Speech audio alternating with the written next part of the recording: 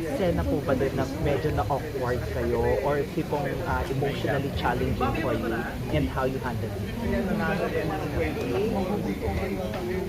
Direct, ikaw.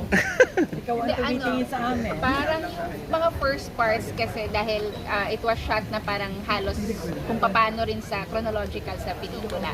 So the first parts where they were parang making kapa sa isa't isa, nakatulong siya yung awkwardness kasi kasama siya doon sa development ng kwento. Emotional sila. Marami silang emotional scenes, so marami silang binigay. Do you have any unforgettable or favorite Favorite or unforgettable? Unforgettable. Para abangan din po dun sa pelikula, pero not giving too much about the scene.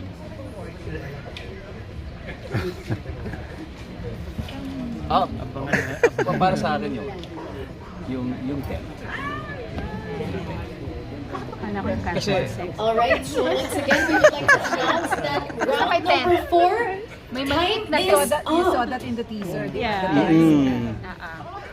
Hindi, gusto namin malaman, ano ang genre ng film na Group to? 5, we would like to ask those part it's of a couch number romance 5 to drama. please stand by and prepare your seats. Okay, thank you po.